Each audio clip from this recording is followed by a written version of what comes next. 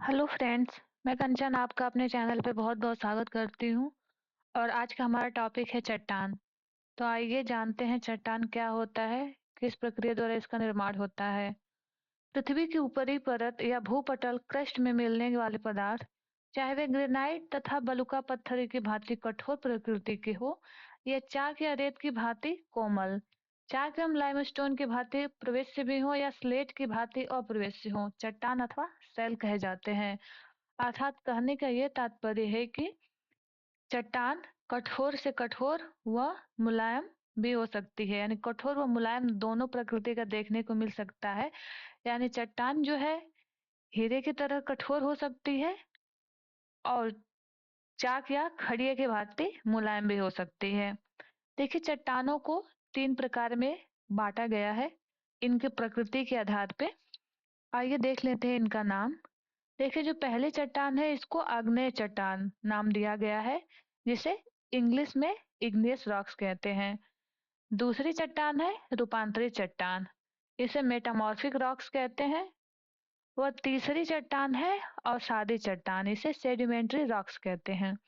देखिए, जो आग्नेय चट्टान है इसे प्राथमिक चट्टान या बेसिक रॉक्स भी कहते हैं, क्योंकि इसी चट्टान के आधार पे अन्य चट्टानों का निर्माण होता है।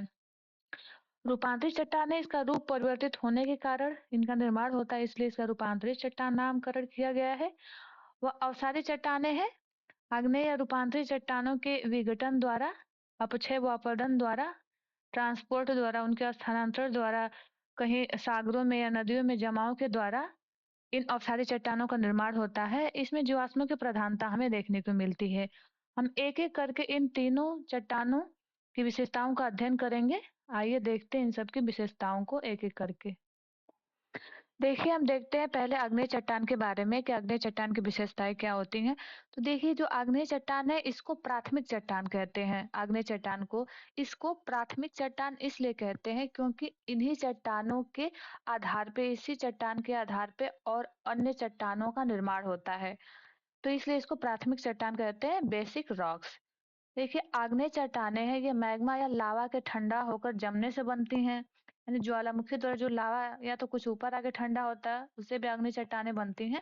वो कुछ दरारों के माध्यम से पृथ्वी के धरातल के अंदर ही जमा हो जाते हैं, उनसे भी आग्नेय चट्टानें बनती हैं। ये चट्टानें आमतौर पे कठोर होती है। सबसे कठोर आग्नेय चट्टानों को माना जाता है क्योंकि इनमें कोई जीवाश्म नहीं होता है। इसमें कोई भी जीवाश्म नहीं होता है क्योंकि प्राथमिक चट्टान है और लावा अधिकांशतः ये मैग्मा के द्वारा ही आग्नेय चट्टानों का निर्माण होता है, या तो आंतरिक भागों में या फिर ये धरातल पे आकर के जब लावा का रूप धारण कर लेता है तो। देखिए, इनमें परतें नहीं होती। ये चट्टानें कई जोड़ों कई जोड़ हो सकते हैं, लेकिन इसमें ज्वाइंट हो सकते हैं, लेकिन परतें नहीं पाई जाएंगी। इनमें रंध्र या छिद्र भी नहीं होते हैं। ये चट्टानें ज्वालामुखी क्षेत्रों में सतह पर मिलती हैं और ये चट्टानें दो या दो से अधिक खनिजों से बनी हो सकती हैं। देखिए, ये चट्टानें रासायनिक अपक्षय से कम प्रभावित होती हैं क्योंकि बहुत अधिक मजबूत होती हैं, तो ये चट्टानें रासायनिक अपक्षय से भी बहुत कम प्रभावित होती हैं। आगे हम देखते हैं। देखिए, ये आग्नेय चट्टान का उदाहरण है। आग्नेय चट्टान का एक तरह से ये रूप है। आग्नेय चट्टानें इस प्रकार की होती हैं, बहुत इनमें रंध्र नहीं होता है, सबसे अधिक मजबूत भी होती हैं, इसमें ज्वाइंट देखने को मिलते हैं, वो इसमें जीवाश्म नहीं पाए जाते हैं। आगे देखते हैं हम रूपांतरित चट्टान के बारे में। देखिए, रूपांतरित चट्टान इसको कहा जाता है क्योंकि इसका रूप परिवर्तित हुआ रहता है, यानी बेसिक चट्टानों के रूप परिवर्तन के द्वारा ये चट्टानें निर्मित होती हैं, इसलिए इनको रूपांतरित चट्टान या मेटामॉर्फिक रॉक्स कहते हैं। देखिए, रूपांतरित चट्टानें आग्नेय, अवसादी या दूसरी रूपांतरित चट्टानों से बनी होती हैं। यानी जब आग्नेय चट्टानें व अवसादी चट्टानों का दबाव व तापमान द्वारा उनका रूप परिवर्तित हो जाता है या रूप बदल जाता है, तो उस बदले हुए रूप को या उसके बाद जिस प्रकार की चट्टान का निर्माण होता है उसे हम रूपांतरित चट्टान कहते हैं। इन चट्टानों का निर्माण तरल पदार्थों की क्रिया, उच्च तापमान और अत्यधिक दबाव की वजह से होता है। इन चट्टानों में खनिज का पुनर्गठन होता है, अर्थात कोई खनिज है पहले से उसमें, तो अत्यधिक तापमान और दबाव के कारण उस खनिज का भी रूप परिवर्तित हो जाता है, तो हमें नए खनिज कहें कि नए खनिज का भी निर्माण हो जाता है इसके द्वारा। इन चट्टानों में सपाट परतें बन सकती हैं, कुछ-कुछ सपाट परतें इसमें बनती हैं और ये चट्टानें जो हैं पृथ्वी के महाद्वीपीय परत का निर्माण करती हैं, रूपांतरित चट्टान। रूपांतरित चट्टानों के उदाहरण हैं जैसे फिलाइट, शिस्ट, गनीस, क्वार्टज़ाइट और संगमरमर। संगमरमर ये सारे के सारे जो हैं रूपांतरित चट्टान के उदाहरण हैं। जैसे कोयला होता है तो कोयले से हीरा का निर्माण होता है, हीरा भी क्या हो जाएगा एक रूपांतरित चट्टान का ही उदाहरण है। आइए रूपांतरित चट्टान का उदाहरण देखते हैं। देखिए ये जो चट्टान है ये रूपांतरित चट्टान है क्योंकि अत्यधिक तापमान और दबाव के कारण ये काफी मजबूत हो जाती हैं। उस तापमान दबाव की वजह से इनका रूप परिवर्तित हो जाता है और अधिकांशतः महाद्वीपीय परतों का निर्माण हमें इन चट्टानों द्वारा देखने को मिलता है। आगे देखते हैं तीसरी चट्टान अवसादी चट्टान के बारे में। अवसादी चट्टान या इसको हम अवसादी चट्टान को परतदार चट्टान के नाम से भी जानते हैं। सेडिमेंट्री रॉक्स इन्हें अंग्रेजी में कहते हैं। इनकी जो विशेषताएं हैं होती हैं कि सबसे प्रमुख विशेषता है कि इसमें तो जीवाश्म मिलते हैं क्योंकि बहुत सारी चीजों के अपक्षय अपरदन जो प्राथमिक चट्टानें होती हैं उनके अपक्षय अपरदन द्वारा उनसे प्राप्त अवसादों द्वारा ही परत के रूप में परत दर परत जमा होती रहती हैं तो उसके द्वारा इनका निर्माण होता है। तो इस आधार पे इनको इनमें जीवाश्म भी मिलने की संभावना रहती है और उसी आधार पे इनको परतदार चट्टानें भी कहते हैं। देखिए इन परतों में शंख, हड्डियां और जीवित जीवों के दूसरे अवशेष पाए जाते हैं यानी जीवाश्म इसमें उपस्थित होते हैं। अवसादी चट्टानों का निर्माण जो है लाखों सालों में होता है और इस प्रक्रिया को क्या कहते हैं लिथिफिकेशन यानी लाखों सालों में निर्माण होने की जो प्रक्रिया होती है अवसादी चट्टानों के तो इसे लिथिफिकेशन के नाम से हम जानते हैं। अवसादी चट्टानों से कई आर्थिक रूप से अहम संसाधन मिलते हैं जैसे लौह अयस्क, एल्युमिनियम ये सारे। अवसादी चट्टानों का इस्तेमाल अधिकांशतः भवन निर्माण में किया जाता है जैसे बलुआ पत्थर हो गया। बलुआ पत्थर से बहुत सारे हमारे पहले के राजा महाराजाओं द्वारा अपने महलों का निर्माण किया गया है। तो बलुआ पत्थर का जो होता है ये अवसादी चट्टान का ही उदाहरण है।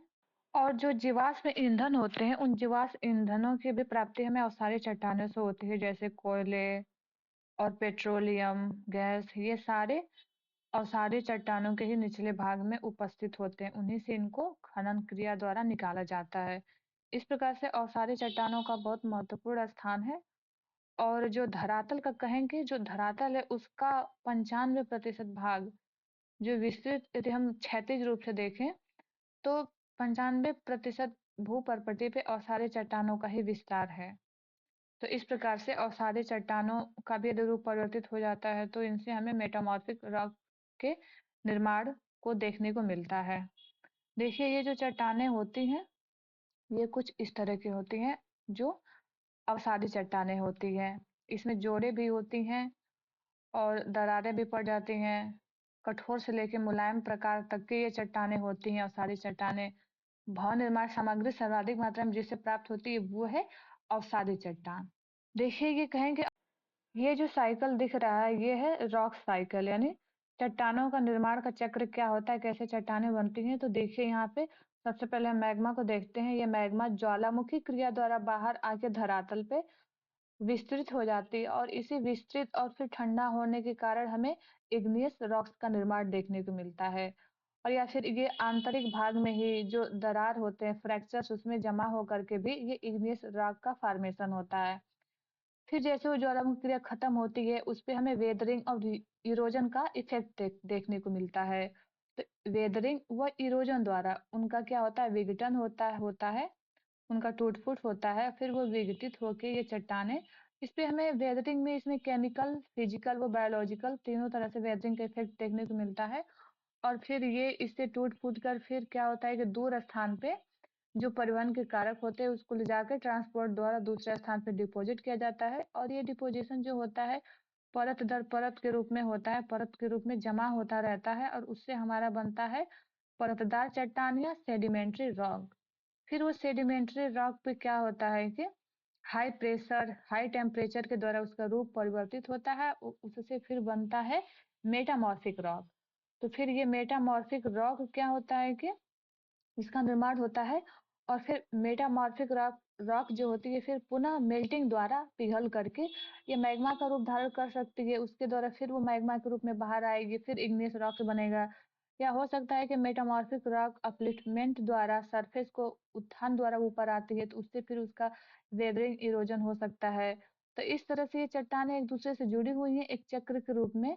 यानी यही मैग्मा बाहर जाके इग्नियस रॉक्स में, फिर टूट फूट द्वारा फिर सेडिमेंट्री रॉक्स में, फिर सेडिमेंट्री रॉक का रूप परिवर्तित होकर टेम्परेचर प्रेशर द्वारा मेटामॉर्फिक रॉक में बदलती रहती हैं, और इस तरह से इस चट्टानों के निर्माण का चक्र चलता रहता है। मिलते हैं नेक्स्ट वीडियो में। वो आपसे हम्बल रिक्वेस्ट है कि चैनल को सब्सक्राइब कर लें, वो अपने दोस्तों को भी शेयर करें। ये वीडियो देखने के लिए आपका बहुत बहुत धन्यवाद।